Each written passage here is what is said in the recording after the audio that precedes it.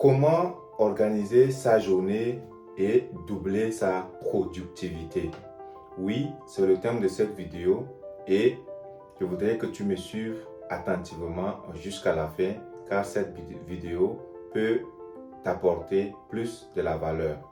Si en 2025, tu as été un éternel procrastinateur, tu planifies des choses, tu as des projets, mais que tu n'arrives pas à aboutir ou bien que tu n'arrives pas à les réaliser par manque de discipline, par manque d'organisation, cette vidéo, elle est faite pour toi car elle va t'apprendre des techniques simples mais efficaces qui vont t'aider à doubler ta productivité et à avoir des résultats beaucoup plus intéressants que l'année précédente.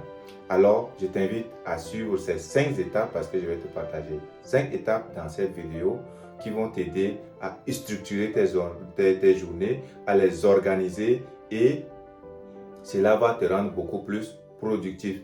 Et j'ai un bonus à la fin qui va vraiment être le plus important de ces 5 tâches que de ces 5 étapes que je vais te partager. Donc, ne rate pas cette dernière étape. Reste concentré sur cette vidéo jusqu'à la fin.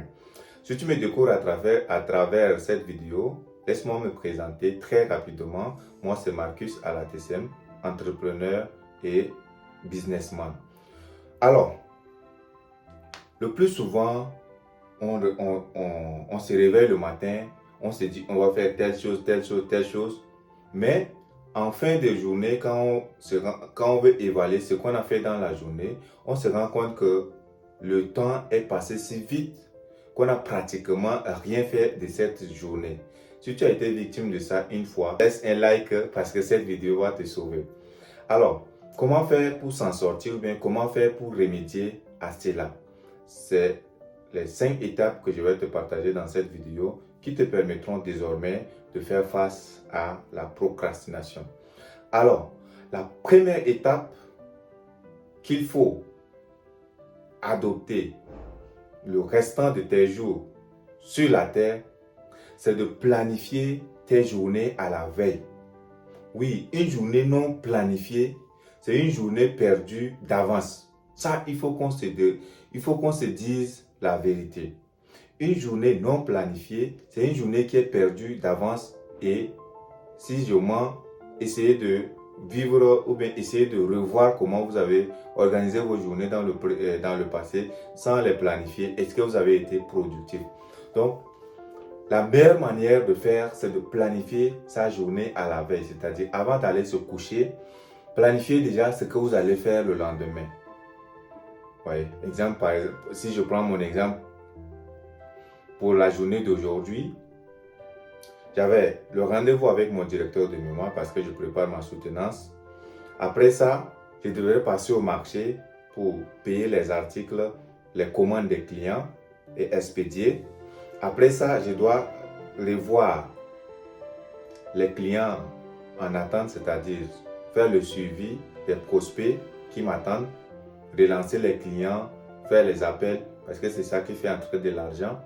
Et en fin de journée, je dois évaluer qu'est-ce que j'ai fait et qu'est-ce que je n'ai pas fait dans mon programme.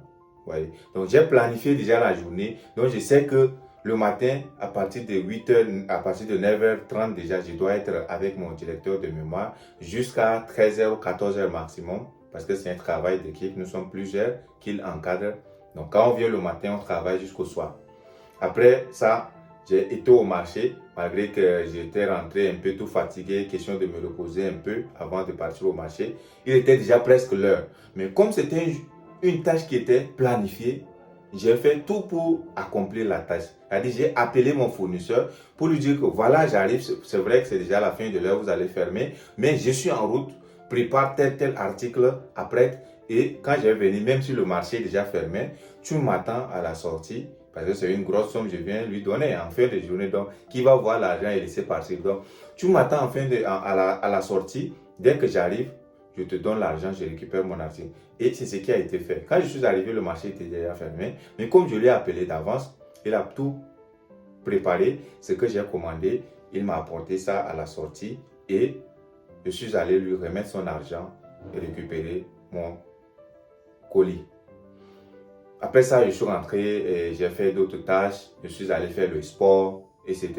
Donc voilà un peu comment rester productif. Quand une journée est planifiée, il y a 90% de chances que vous puissiez atteindre tous vos objectifs. Même si vous n'arrivez pas à atteindre tout, vous allez quand même faire la grande partie des tâches qui étaient prévues. Et c'est comme ça que vous pouvez être productif. Donc à partir d'aujourd'hui, chaque jour, vous devez vous dire, je dois planifier ma journée. Et souvent, ce n'est pas conseillé de planifier plusieurs tâches à la fois. Parce que plus vous avez beaucoup de tâches à faire, parfois ça devient ennuyant de les accomplir tous et ça peut vous démotiver si vous n'arrivez pas à finir. Donc, planifiez 3 tâches les plus importantes que vous devez accomplir dans la journée, maximum 5, et faites tout pour finir ces tâches-là avant que la journée ne finisse. Ça, c'est la première étape. C'est bon. La deuxième étape, c'est d'organiser ces tâches par ordre de priorité et d'importance. Oui, c'est très important de comprendre ça parce que si vous ne savez pas prioriser les choses, vous allez passer du temps à faire du tout et vous allez finir par ne rien faire de plus concret, de plus important. Donc, planifiez les tâches par ordre de priorité, par ordre d'importance et par ordre d'urgence. Si on revient par exemple dans mon cas, la rencontre avec Modem était déjà une activité importante et urgente parce que chaque week-end, lui, il consacre son temps pour nous encadrer. Donc, je ne peux pas me permettre de rater cette séance de révision avec lui. Donc, c'était une activité importante et urgente de la journée. Donc, j'ai commencé par cette activité.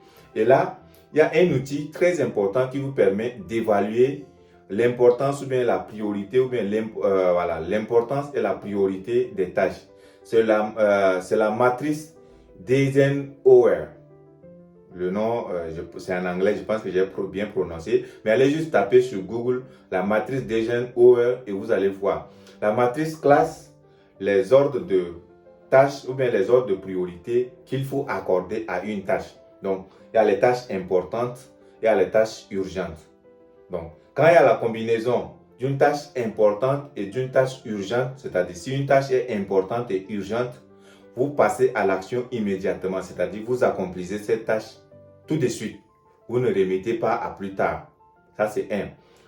La deuxième matrice nous dit, si c'est une tâche importante, mais non urgente, vous devez la planifier. Et c'est le deuxième niveau là qu'il faut beaucoup consacrer son temps dedans. Parce que c'est là où ça va vous rendre vraiment productif.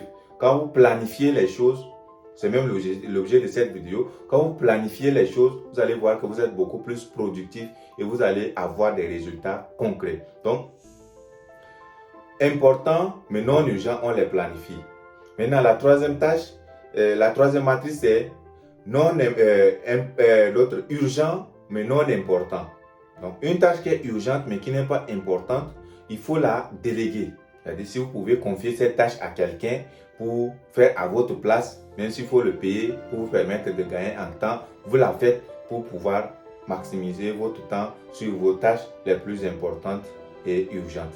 Donc ça, c'est la troisième matrice. Et la dernière matrice, c'est non importante et non urgente. Ça, c'est des tâches qu'il ne faut pas carrément perdre du temps dessus.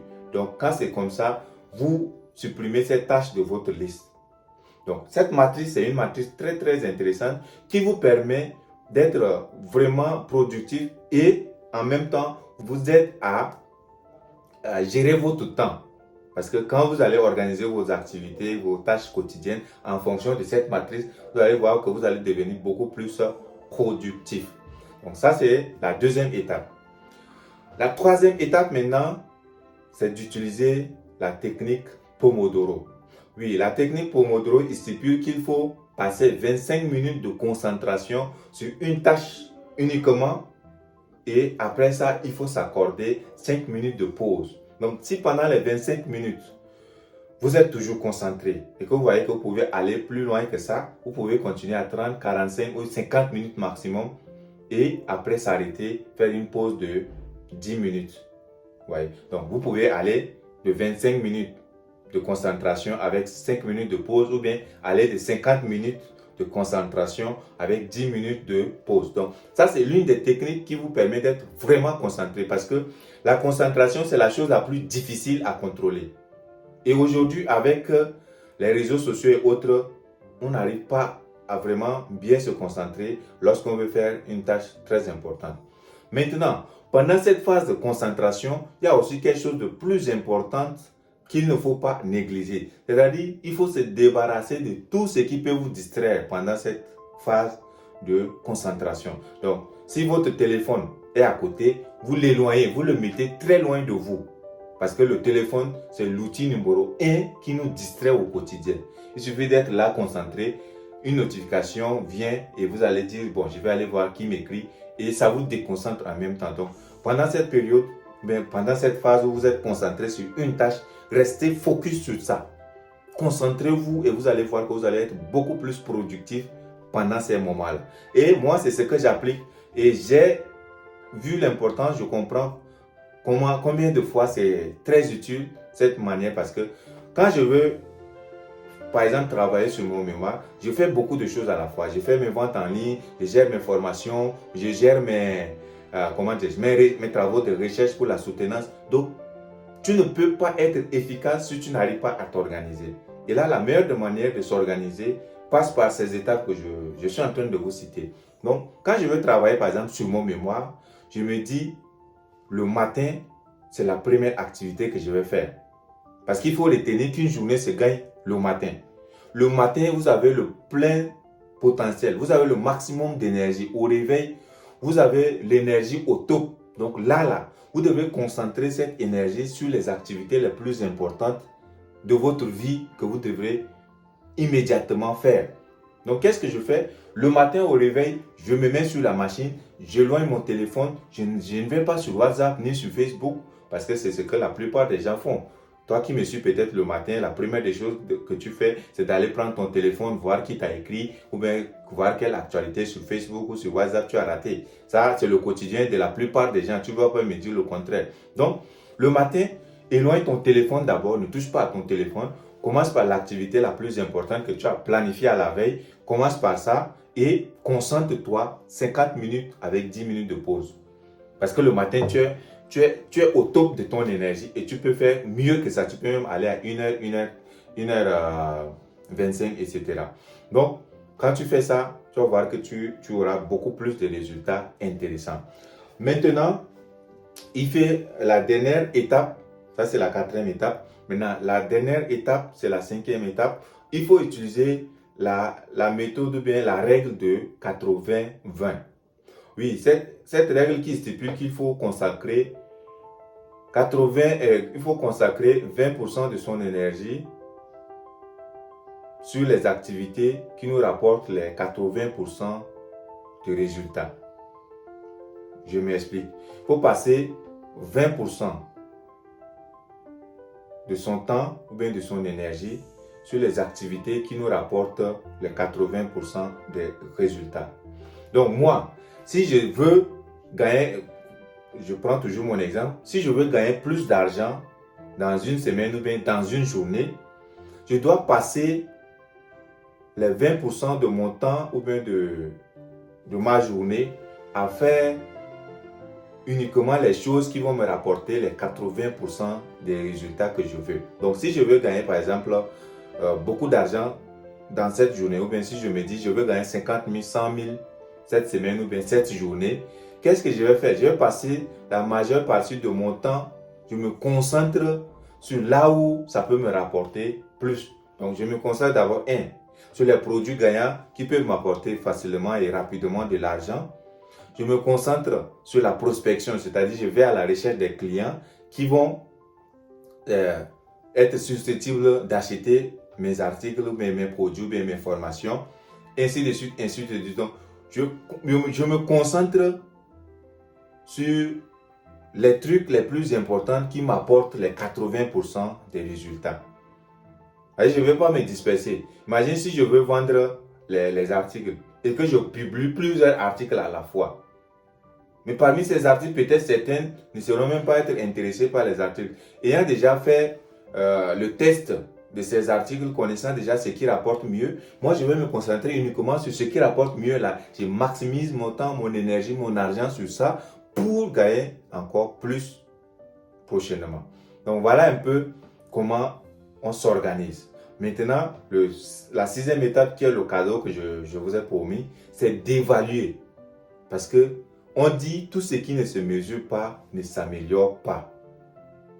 Tout ce qui ne se mesure pas ne s'améliore pas. Donc, si vous voulez améliorer vos performances, améliorer vos résultats, vous devez mesurer déjà ce que vous faites, si vous avancez sur la bonne voie ou si vous êtes en train de reculer. C'est la seule manière pour vous de vous améliorer et continuer à avoir des résultats beaucoup plus intéressants.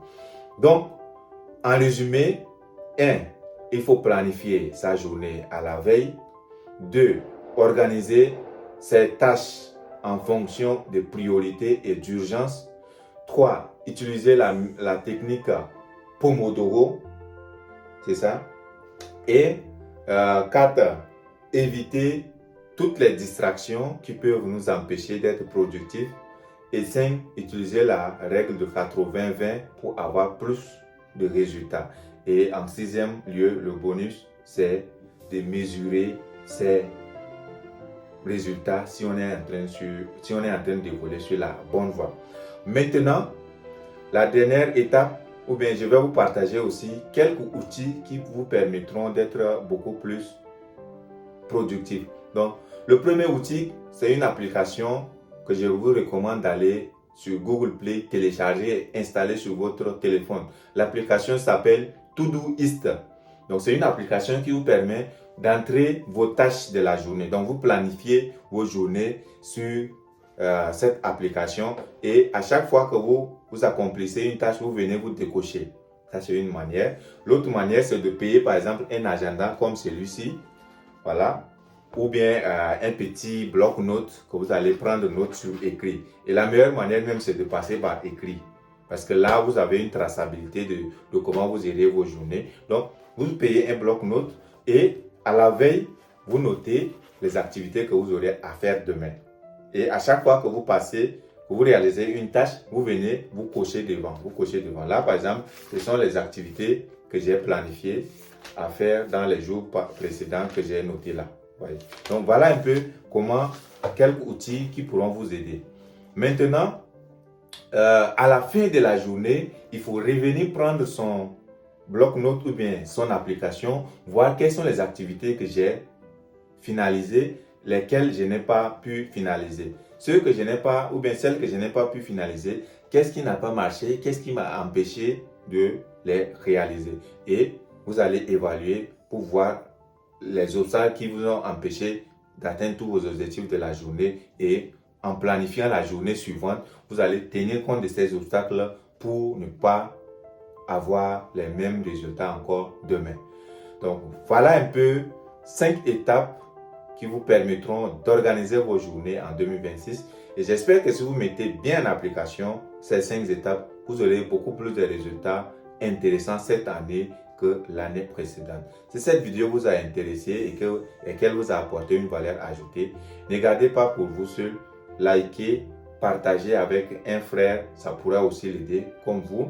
Et surtout, dites un petit message en commentaire pour booster la visibilité de cette vidéo afin que beaucoup d'autres personnes puissent découvrir et en bénéficier comme vous. Sur ce, je vous dis à très bientôt pour une nouvelle vidéo et surtout n'oubliez pas de vous abonner si ce n'est pas encore fait. Allez, ciao ciao.